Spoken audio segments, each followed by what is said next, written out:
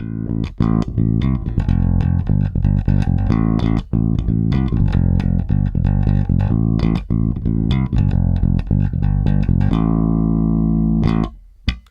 guys, so this is the second track from Southerly's that I wanted to break down for you, and I'll put the link in the description below. But disclaimer from the start, the recorded version doesn't have exactly the same bass line as I'm going to run through today. So again, as you may have picked up from some of my videos, bass lines sort of develop over time, and it's a much more simple version in the recording. And sometimes a simpler version works when you're doing a studio recording, you get it down solid and it works, and that's fine. But live, the track has a much more sort of driving bass line. Often this is the song that we finish a set on, and it's quite energetic, and it's finishes off the set great. So the bass line that I play on this one is probably certainly the most energetic one I play with Southerly's, but possibly the most complicated one, especially around the bridge area. So I'll break down the different areas for you and work through them in sequence. So the main riff, this is the same for the verse and the chorus. The chord sequence is an A, an F, and a G.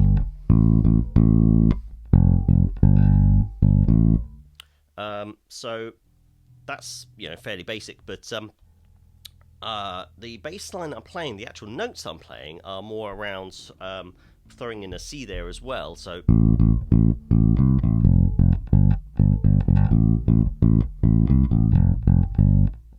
but to put some movement and energy into that, I put a lot of dead notes, a lot of muted notes into that riff. A lot of the time when we play this live, it'll break down, so there's just vocals, drums, and bass. So the bass really needs to kind of drive it along. And what I'm playing there normally is something along the lines of this.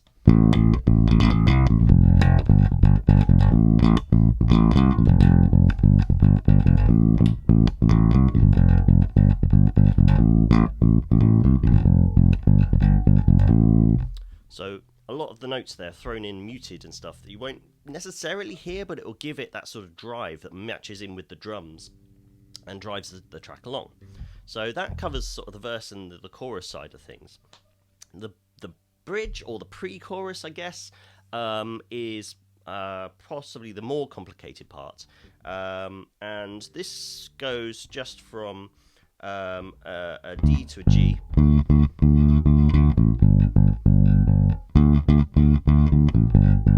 That goes 3 times, and then up to an E. And that's the chord sequence. So that's quite simple again. Again, what I'm doing there is throwing in a lot of muted notes to drive it along. But there's also some more complicated bits, especially towards the end. So what I'm playing in total in the bridge is this.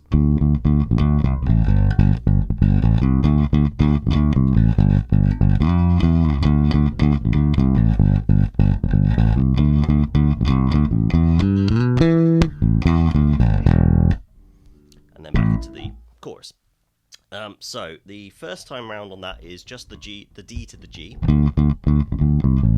but walking down via the C and the A, and back up again.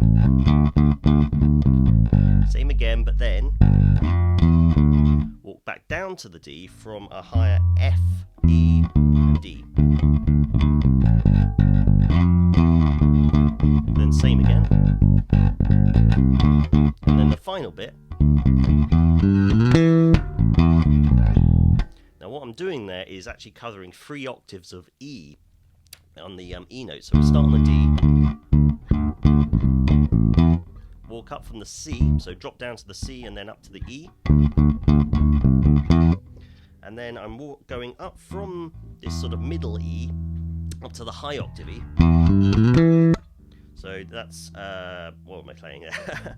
E, G, slide up from the E to the B and hit the octave E. And then the second part, so that's E, D, B, and then slide down and hit that low octave E. So all together.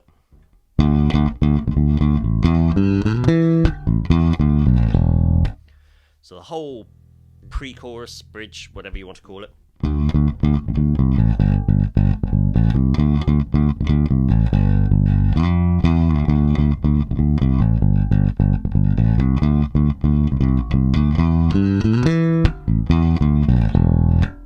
then back into the chorus.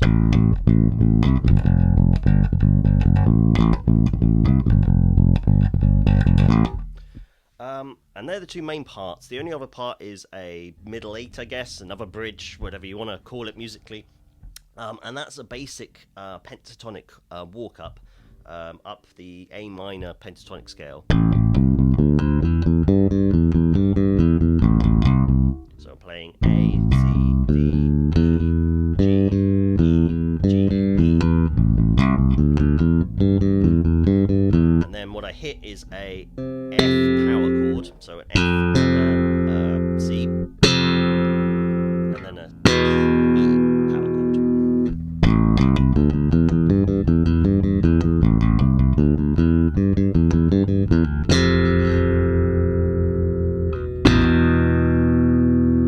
then back in.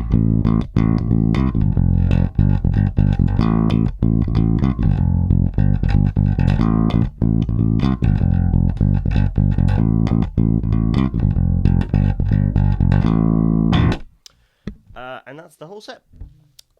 So have a listen to the song. It's not exactly the same on the recording. This is more what I play live on it. But hopefully you can see where those parts fit in, and where live that can sort of drive it along a bit more. And hopefully enjoy the track. So thanks a lot, and see you next time.